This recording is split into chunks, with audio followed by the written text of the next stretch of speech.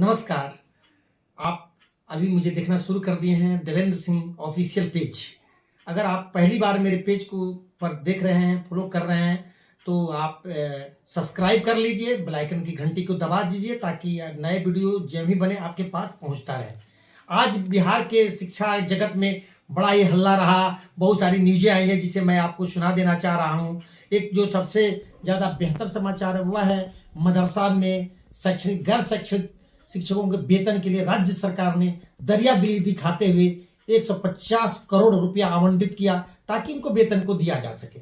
दूसरा समाचार जो है वह है रंजीत पंडित के केस के मामले में पटना उच्च न्यायालय के कोर्ट ने केवी चंद्रन के खंडपीठ ने कहा है कि अब बहुत दिनों तक बिहार में जांच अभी तक फर्जी शिक्षकों को लेकर जांच चली, लेकिन अभी तक ऑथेंटिक कोई चीज नहीं आ सका। अब हम अपने ओर से लगता है कि मुझे कोई निर्णय लेना पड़ेगा। जहां जहां फोल्डर नहीं मिल रहे हैं उन पर कोई कार्रवाई नहीं की गई है। निगरानी केवल जांच करता रहा, कोई ठोस स्थल पर नहीं पहुंच सका है।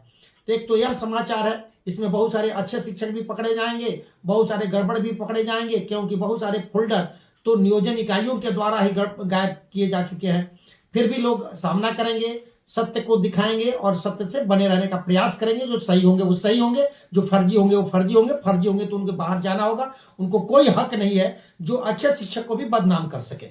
लेकिन दूसरी जो समाचार प्राप्त हो रही है वह प्राप्त हो रही है मुजफ्फरपुर यूनिवर्सिटी से, जहां एक समुदाय विशेष के लोगों को इस सारे पदों पर नियुक्त कर दिया गया है।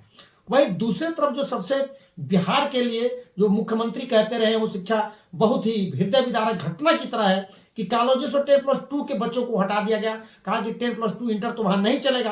अब बच्चे वो कहीं के नहीं रहे, सोचते जाए तो जाए कहां। सरकार को इसकी वैकल्पिक व्यवस्था करके ही कुछ करनी चाहिए। जो सरकार दिखाती है कि मैं तो बहुत दरिया दिली वाला हूं, बहुत अच्छा काम कर रहा हूं, शिक्षा जगत में अच्छे काम भी हो रहे हैं। तो इस वीडियो के माध्यम से बिहार के शिक्षा मंत्री और मुख्यमंत्री से मेरा अपील है कि जिन बच्चों को कहा गया है कि कॉलेज में 10+2 नहीं चलेंगे, आप बाहर जाके पढ़िए, तो उनको एक बेहतर विकल्प दिया जाए जहां जाके वो पढ़ सके, बच्चों अपना ज्ञान अर्जन कर सके, उनका भविष्य बर्बाद रही हो, पढ़ाई हो। पहले बिना विकल्प की पढ़ाई हो रही है। 10+2 कर दिया गया, प्रैक्टिकल की सारी सामान्य दे गई, आज तक ड्रोमेस्टर के जैसे पदों पर बहाली नहीं की गई। तो एक मुख्य समाचार यह है बिहार के लिए, जो शिक्षक जगत के लिए, शिक्षकों के लिए, सबके लिए एक शर्मनाक घटना की तरह बनती जा रही है। दूसरा अगर मेरा कहना है कि जिस तरह से आपने उर्दू माने मदरसों के लिए आमंत्रण किया है, ठीक उसी तरह से होली जैसे महापर्व, ईद जैसे महापर्व हैं, तो संस्कृत विद्यालय भी बिहार में ऐसे बहुत पड़े हुए हैं जहां वेतन के अभाव में लोग मर रहे हैं, वेतन के अभाव में छटपटा रहे हैं, वहां भी गैर शैक्षणिक कर्मचारी है। तो मैं चाहूंगा कि जिन विद्यालयों में बाकी है वहां राज्य सरकार तत्काल प्रभाव से उपलब्ध करावे ताकि उसके साथ भी न्याय हो सके। और भू माफिया जो जमीनों पर कब्जा करते जा रहे हैं संस्कृत विद्यालयों पर, उस पर सरकार ठोस कार्रवाई करे ताकि उन जमीनों को जो राज्यपाल के नाम से रजिस्ट्री है उन जमीनों को बचाया जा सके। यह शिक्षा जगत के लिए बहुत ही बेहतर काम होगा और मैं चाहूंगा कि राज्य सरकार इस पर पहल करे। और मेरे डिमांड भी है कि राज्य सरकार पहल करे और पहल करके विद्यालयों के जमीन को बचाए। संस्कृत विद्यालय जहां भी खुले हुए हैं बिहार में, जहां वेतन के अभाव में जो उचित रजिस्टर्ड है उन्हें वेतन मद में पैसा भेजा जाए ताकि उनका भी कर्मचारियों का वेतन भुगतान पा सके, होली जैसे महापर्व को मना सके, ईद जैसे महापर्व को मना रहे हैं वैसे ही उसका भी मनना चाहिए। दोनों में सामंजस्य भी रहना चाहिए। और बहुत खुशी की बात है कि मदरसा विद्यालयों के लिए या वेतन मद के लिए पैसा आवंटित किया गया। ईद जैसे महापर्व खाली नहीं जाएंगे। आगे हम एक विशेष समाचार के लिए उपस्थित हैं जिस पर विशेष ढंग से चर्चा करके आपको बताना चाहूंगा कि बहुत सारे जयचंदों ने भी आज फोन किया। जयचंद आप समझ ही रहे होंगे, जयचंद लोगों ने मुझे फोन किया कि भैया क्या हो रहा है रिजल्ट का, कोर्ट का रिजल्ट का क्या स्थिति आप बताएंगे, ताकि आप ये चाह रहे हैं कि हम तो पास तो कर गए, लेकिन छटपटाहट इस बात की शुरू हो गई कि अब तो मुझे दूसरे जिले में जाना होगा, मुझे प्रमोशन से वंचित होना होगा। 8 साल प्रमोशन गंवा चुके जयचंद अपने ही कब्र पर हंस रहे हैं। अरे जयचंदो, तुम अपने कब्र पर क्यों हंस रहे हो? तुम्हारे जो जिनको पढ़ाते 16 साल 17 साल हो गया था, 8 साल में प्रमोशन था, 2 प्रमोशन खो गए, वो लोग भी खुश हैं कि चलिए मैंने तो परीक्षा पास कर गया। परीक्षा पास करके बहुत खुशी का मैं उसके लिए बधाई दे रहा हूं कि अधिकतर शिक्षक हमारे पास कर गए और राज्य सरकार को बताने में भी कामयाब हो गए कि आज देख लो हम लोग इतने मात्रा में पास कर सकते हैं। लगभग जिस तरह से रिजल्ट का अनुमान आ रहा है, अभी तो पूरा रिजल्ट आया नहीं है, लेकिन जो आंसर शीट आउट किए गए हैं उससे तमाम विद्यालयों से बात हुआ तो लगभग 99.44% लोग पास कर गए। बाकी तो रिजल्ट आएगा तभी पता चल जाएगा कि कितने लोग पास किए। सारे शिक्षक साबित हो गए कि हम सक्षमता देकर हम योग्य हैं, बहाल हैं, वेतन पाने लायक हैं।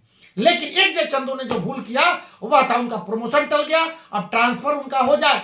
अब इसके चक्कर में है कि नहीं हम तो पास कर गए, मुझे तो मिल जाती है डिग्री की ये योग्यता पर मोहर लग जाता कि हम सक्षमता पास कर गए, मुझे बीपीएससी वाला टीचर मान लेती सरकार, लेकिन हम जहां है वहीं अब बने रहते। थोड़ा सा आप लोग पता करते कि हाई कोर्ट में क्या हो रहा है।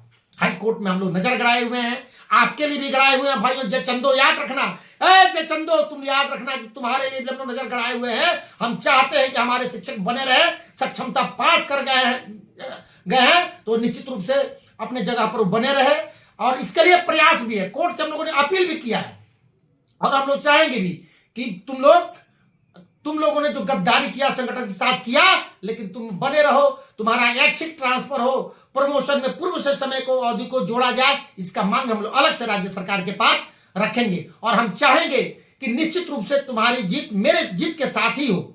याद रखना, कोर्ट की तरफ भी हम लोग नजर गड़ाए हुए हैं। अगर कोई जजमेंट आया पक्ष में तो आशा लगा के कोर्ट से रखता है कि मुझे न्याय मिले, मेरे पक्ष में जजमेंट आए, और हम लोग इसी पक्ष में खड़ा है कि जो भी जजमेंट आए मेरे पक्ष में आए, लॉ कानून मेरे पक्ष में कहता है। और जय चंदो तुम लोग 8 साल का अपना प्रमोशन नहीं खो सको, तुम्हारी सेवा निरंतरता बनी रहे और इसीलिए तुम्हारा प्रमोशन भी मिल जाए, अन्य जिला में तुम नहीं जा सको, तुम बने रहो, इसके लिए भी प्रयास जारी है। जय चंदो याद रखना, रावण का पूजा भी हुआ तो भविष्य का पूजा कहीं नहीं हुआ। भविष्य केवल भविष्य नाम भी आज तक कोई नहीं रखा, तुम्हारा भी नाम नहीं रखा जाएगा, लेकिन तुम्हारा भाई जो राम की तरह इस समर में डटा हुआ है निश्चित रूप से तुम्हें विजय दिलाने का प्रयास करेगा और तुम जीतोगे, हम भी जीतेंगे, जंग तक भी जारी रहेगा। और मैंने पूर्व वीडियो में भी कह दिया था कि निश्चित रूप से न्यायालय पर मेरा भरोसा है, हम न्यायालय पर आस लगाए बैठे हैं कि जन आंदोलन भी, लेकिन मुझे याद रखना चाहिए जन आंदोलन के लिए भी मुझे तैयार रहना चाहिए अगर मेरा अधिकार जब खोता हो, जब मेरा अधिकार उठता हो।